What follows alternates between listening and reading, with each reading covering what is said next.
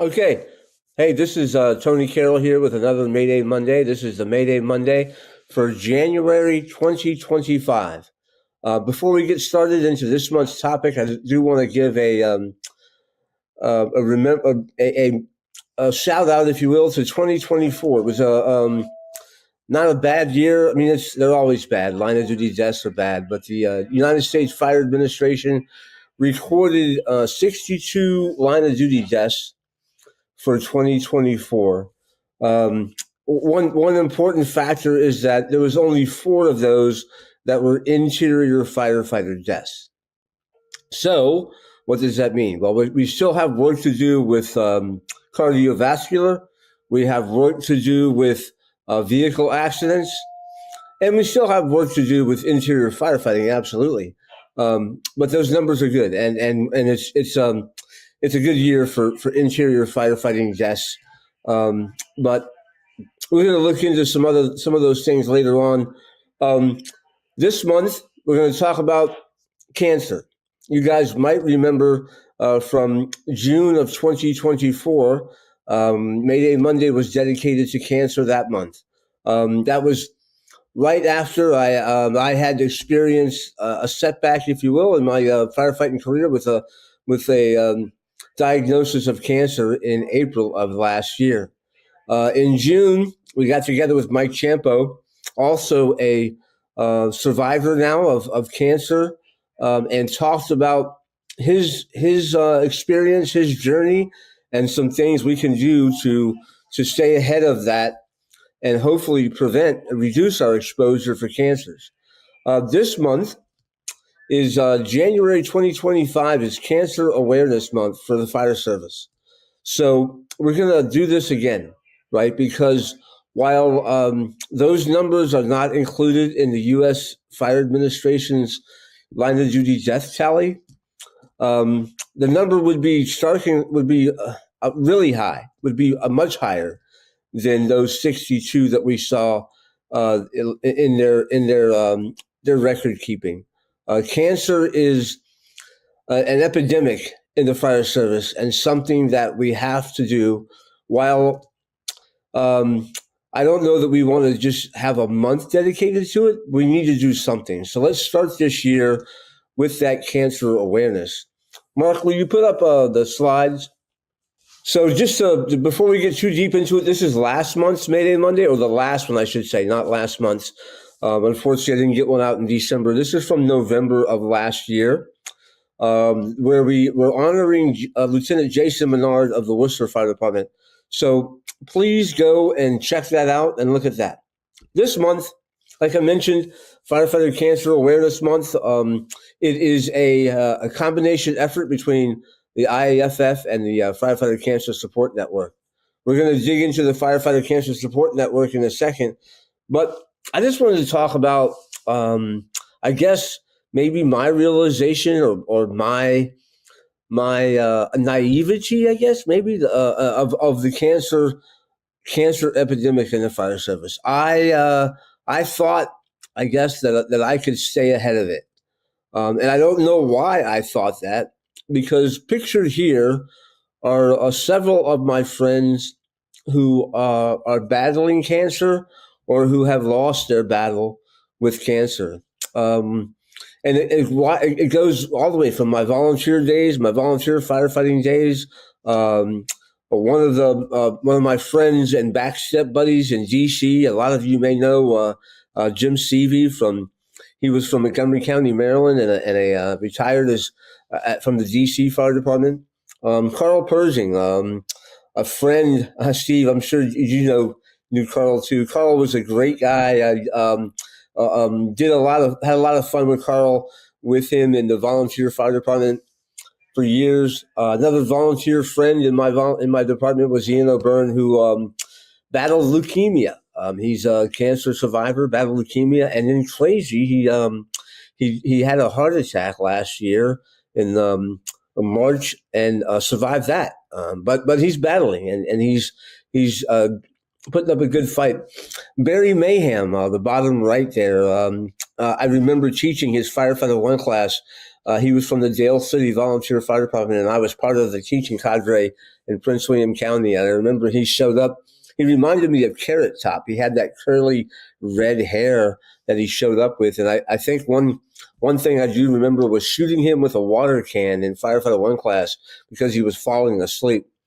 Barry recently retired from the Fairfax County Fire Department and is really fighting hard. Has got a long several years here battling cancer, and we're rooting for Barry. In the middle, you guys might have seen that picture. If you remember, after 9/11, there was a support from, I don't remember what company put this picture out, but there's a picture hanging in probably lots of firehouses after that 9/11. And it was honoring the firefighters all across the country in different aspects. And leading that charge was this picture from depicting Ben Barksdale. At that time of 9/11, he was in Arlington County. He went on to be chief in Prince George's County, retired out of Orlando, Florida. Ben is battling right now. And I was with him earlier last month. We had a get together of some technical rescue instructors here in Virginia, and Ben is in the fight. And I guess the battle is real, and there's no reason to think that it's not going to affect you in this thing. So whether you know someone, if you don't know someone yet, you will know someone in the fire service if you stay in long enough that's going to battle this thing. Hopefully they're going to come out on the good end, but so many of us are battling this, and fortunately we're winning, and there's a lot of good science out there. Mm-hmm. We want to keep winning, and we want you to win. So tonight we're going to talk a little bit about that. So if you would, hey, with me is Steve. Just tonight we have him for some short time because he's on the road to go preach about this stuff. Steve Wessman with the Firefighter Cancer Support Network. Steve, will you take a couple minutes and just introduce yourself and maybe give us why you're here? Yeah, thank you for having me. I started my career almost 46 years ago as a volunteer in Long Island, outside of New York City, Merrick Fire Department. In the 70s, I got hired by Fairfax County. Worked in Fairfax for about 27 years. Was one of the first shift safety officers for Fairfax. Really instrumental in getting a safety program up and running. Retired, went down to Hanover County outside of Richmond as one of their first battalion chiefs in the field, and then came back as an operations deputy chief of Stafford County. So all in total, I did 46 years in the fire service. I am currently the Virginia State Director for the Firefighter Cancer Support Network. I got involved with this organization because, as you heard from Tony and what you've just seen on some slides, 7 years ago, I got diagnosed with cancer. And didn't think it could happen to me. I was feeling great in my prime. No issues, no complaints. I was feeling great. Went for my annual medical examination. My blood work came back a little off. I had to do a follow-up. And as a result of that, I was diagnosed with stage 2 prostate cancer. Went through some treatment, and I was fortunate. I caught it early. Thank goodness. I got a great physical when I was working in Stafford. Can't thank them enough for having a medical program, and I'll talk a little bit more about that later. But everybody I know in my career has been diagnosed with cancer. You had mentioned some numbers earlier, if you don't mind. You hit it. The U.S. Fire Administration really doesn't have a way to capture cancer line of duty deaths. And the only database right now is through the International Association of Firefighters. And as we know, almost 65% of the members of the IAFF last year who were recognized out in Colorado Springs died of cancer. And that's sad. That's crazy. And that's not including any volunteers in this country. So when you start putting those numbers together, the numbers are just going to be eye-popping. It's going to be crazy scared of what we're going to find out. Yeah, 65% of the firefighters that went on to the memorial in Colorado Springs went due to occupational occupational disease and cancer. Yeah. No, that is flabbergasting, right? I mean, that's worse than the respiratory, than the cardiac issues. And Absolutely. And a yeah, lot and of I these, guess a lot of these guys have suffered for years, have lost their jobs because of that. And again, we've got to capture that. We've got to stop this epidemic. And I think it's going to take a whole generation of firefighters before we see a change. But you know what? We could do it. I'm very confident we can do it. yeah, I think you're right, and I think that the attention is getting there. We're not there yet, but we are definitely getting there. And so let's talk about this cancer awareness month. Will you put the slides back up, Mark? So, guys, the Firefighter Cancer Support Network and the IAFF have come together to really highlight this month. They put together some things for us to look at each week to highlight. You have to apologize for the slides here. I made them up, and then when we transmit them to the online platform, it kind of screws things up. But week 1, best practices to reduce cancer at the fire station. Week 2, reduce on the Fireground. Week 3 is best practices to reduce cancer off duty and in your personal life. And then finally, week 4 is to kind of look at some survivorship and cancer prevention. And they give you some real good training things. And that's what we're going to highlight today, is kind of look at this stuff. So let's get into week 1. You guys, again, you're going to see some slides that you might have seen back in the June 2024 Mayday Monday. But if you haven't, this is good new information for you. But it's really not new information. But some things you can do before the fire, right? You need to separate the clean and the dirty. And don't think that just washing your gear in that, hosing it off at the Fireground is decontamination. That's not clean gear. Right. We're going to talk a little bit about this, the station, the firehouse area. Yeah. The new design of firehouses, if you're in the process of looking at building one, we're taking the template, if you will, of hazmat, with a hot and a warm and a cold zone. The hot zone is where you have your dirty stuff, where the apparatus sits, where your dirty PPE sits. The warm zone is a transition area where you keep your gear, your clean PPE. And of course, the cold zone is living quarters.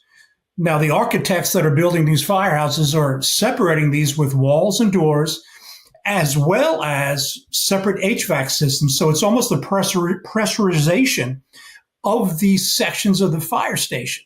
So that way the soot, diesel exhaust won't enter the living quarters of the station.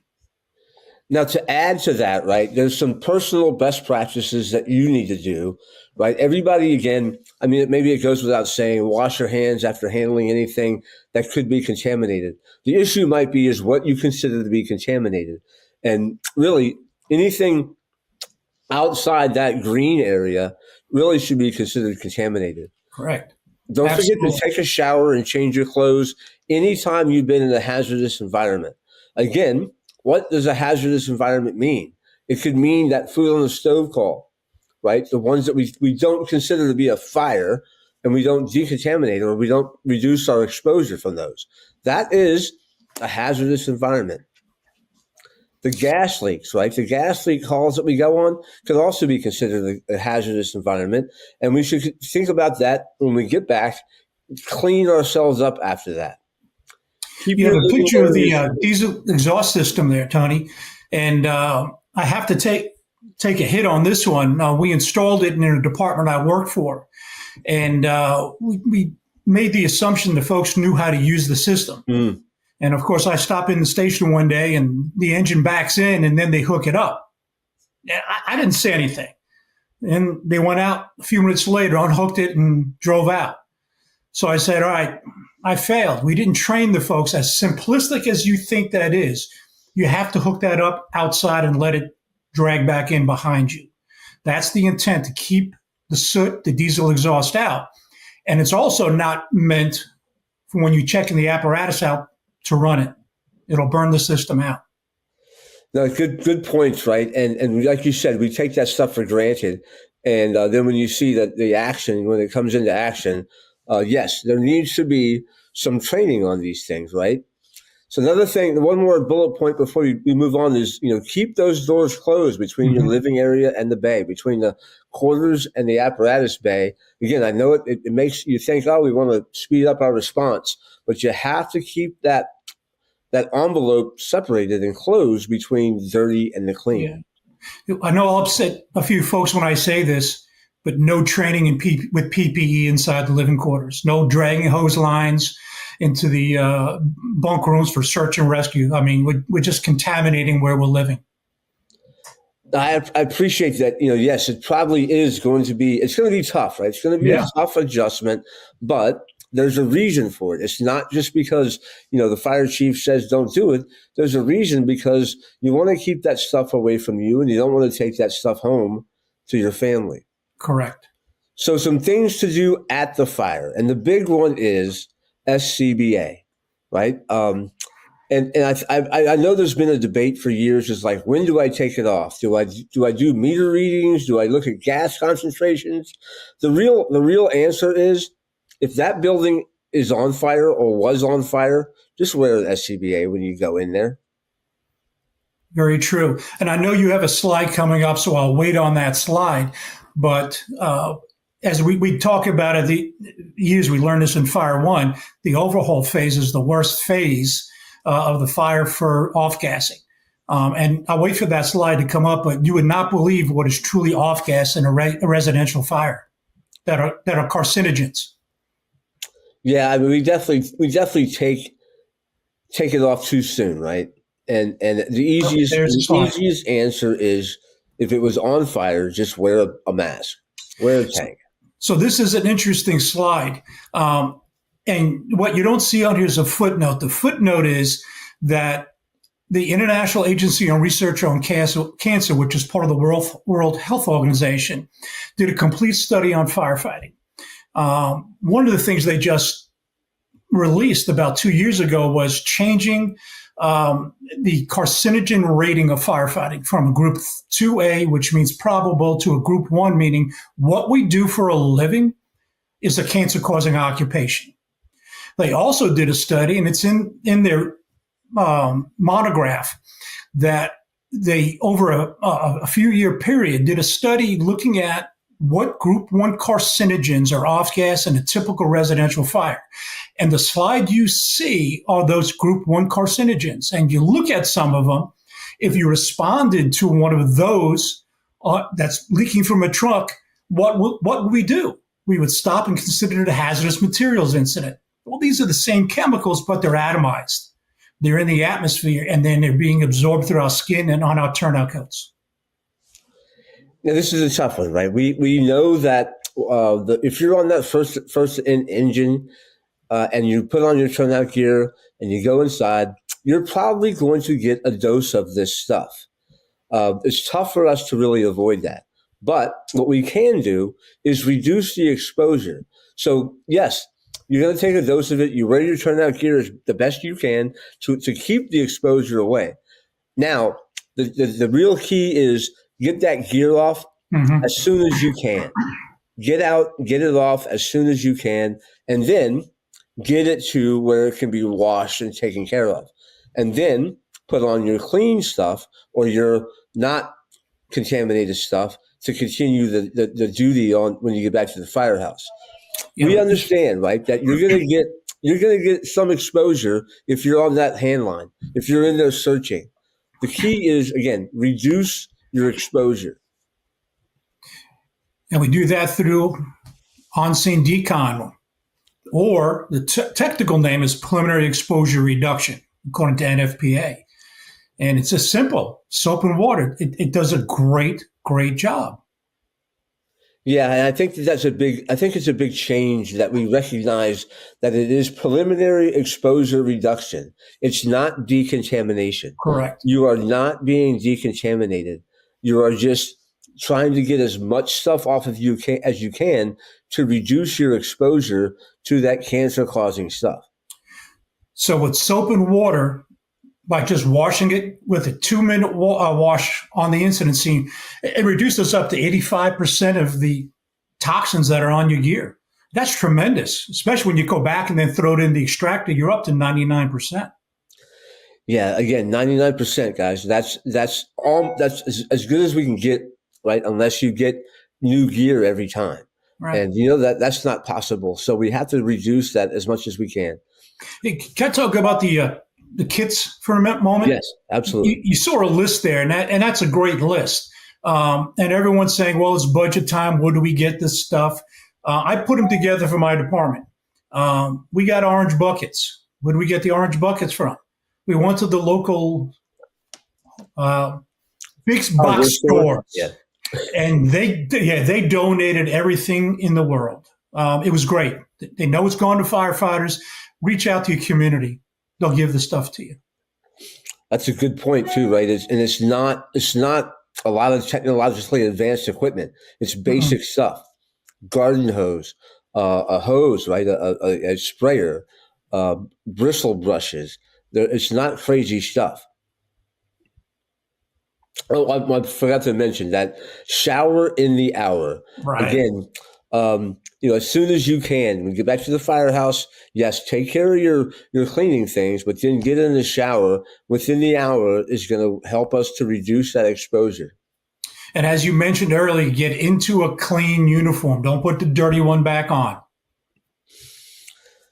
This is a good graphic, and you can go see this stuff in the Firefighter Cancer Support Network's stuff that they offer. Again, get on their website, and you'll see a bunch of things that they offer for the 4 weeks of January, so you can look at. But for your personal, your off-duty stuff, again, don't use tobacco products. Limit your alcohol. Eat more of a variety of vegetables and fruits and grains in your diet. Be physically active. Again, 30 minutes every day or 3 times a week, whatever you can do. Just be more active than you were. And then use sunscreen. Again, these are kind of, you're like, well, duh. Well, yeah. But unfortunately, kind of like Steve was talking about with the exhaust extraction equipment where you assume that people know how to do it. Same thing.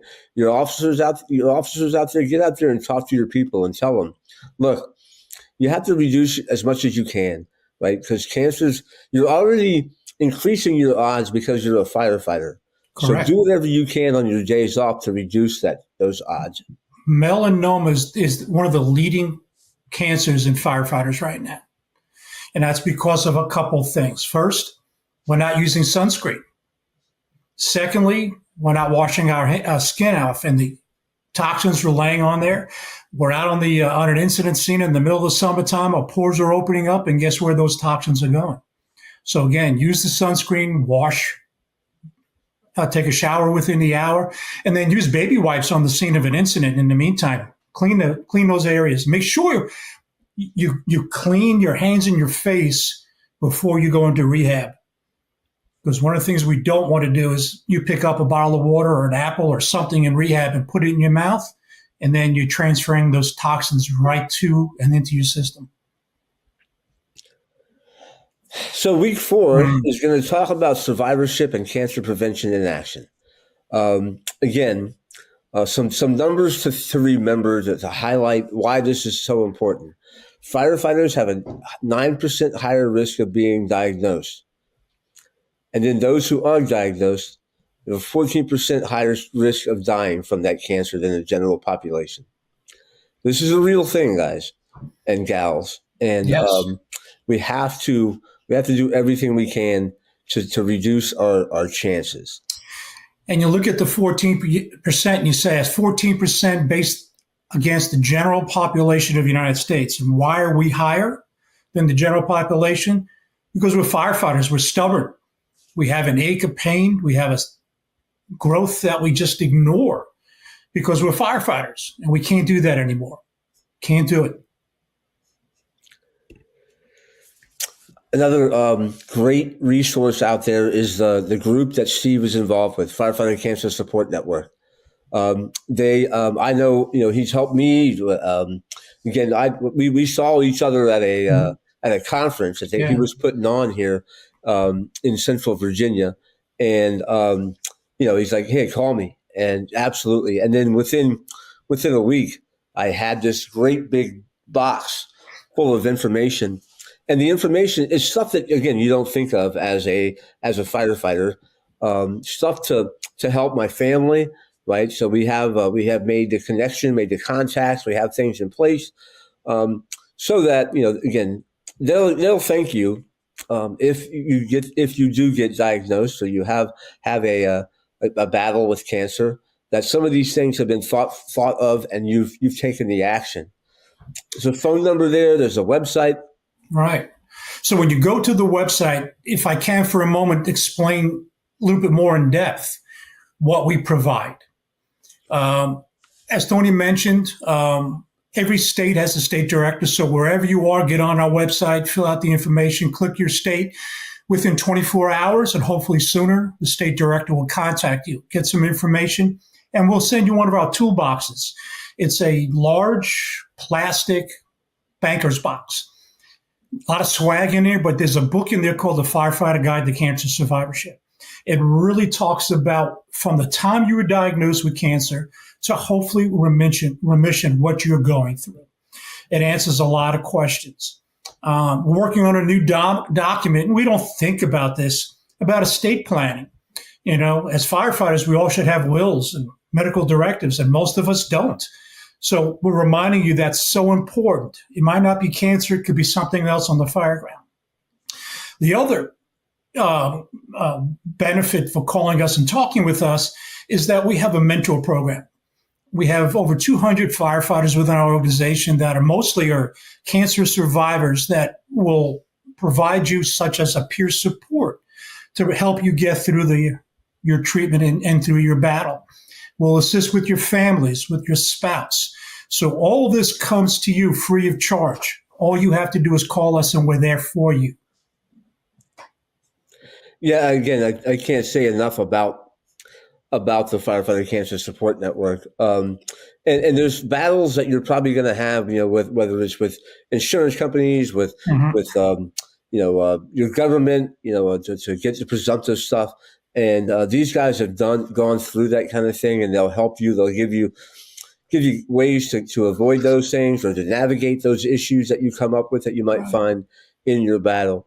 Now, of course, one of the things that they're trying to do too, right, is to avoid us from getting the cancer. So that's what this month is about, right? Especially those first 3 weeks. Those first 3 weeks are about ways to reduce your exposure, so that we don't have to enact, right? You don't have to get the bucket of information, or the toolbox from the Firefighter Cancer Support Network. Again, this is not. Mayday Monday, you guys know, has been about firefighting on the Fireground. As time has gone on, and I get the staff here at Mayday Monday gets touched by people and firefighters who die in other ways. We have expanded what we've looked at in Mayday Monday. We've talked about accidents, on the highway, right, and how dangerous that is. We've talked about the cardiovascular, the heart attack issue that we have in the fire service, and you get fit, right? The fit for fire duty issue that we have. And now, again, I can't not talk about cancer. Just like the 40 years of my fire service career, where I didn't really want to acknowledge that cancer was a possibility, and here I am. So Mayday Monday this month, again, is devoted to this issue.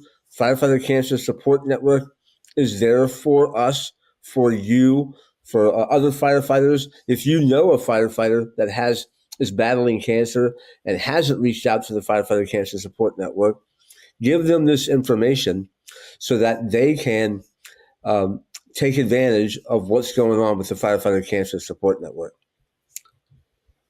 Yeah, please go to our website. All the information, those 4 weeks of PowerPoint presentation, videos, fact sheets are all free. They're downloadable. Please go to our website and utilize it and make it a training day. So I really appreciate you coming on here Yeah, and absolutely. giving us some time. I caught you before you head out to a conference with the IAFF, Right. and I know that they're gonna, you guys are gonna work together to hopefully get this going. And again, one thing we mentioned is we have good numbers from the IAFF Mhm. simply because it's more easy for them to track that than it Right. is the volunteer fire service. And the Very true. volunteer fire service, it's tougher to say, all right, this is what this firefighting job or their volunteering caused the cancer. So it may not get tracked back and attributed to the fire service. So, Very true. And one of the things we've seen, and I've seen this with the volunteers here in Virginia, is when a volunteer dies as a result of cancer, the death certificate reflects back what they do for a living, not as a volunteer firefighter. So we can't even track it through that component. It's listed as an electrician, a school teacher, not as a volunteer firefighter. So we're losing a lot of data, very important data. so if you need more numbers to take this serious, then again, there's a reason why there's not more numbers, but you Yeah, shouldn't need any more. right. The numbers that we talked about there with the 9% higher, the incidence of cancer in firefighters, 9% higher than the general population. And then again, the numbers um, of those dying from the cancer diagnosis. I would also want to mention UL Firefighter Safety or Fire Safety Research Institute recently came out with some of their classes on their fire academy, talking about the foundations and where this stuff. It gives us a little bit, digs more into the science of this, and really does a good job of explaining that yes, the guy the guy or gal who's on the end of the hand line or the one who's in doing search and rescue absolutely is going to be exposed. But also those people on the outside doing maybe outside vent or doing vertical ventilation on the roof, right? Or even the incident commander, those people are exposed to this cancer causing stuff as well.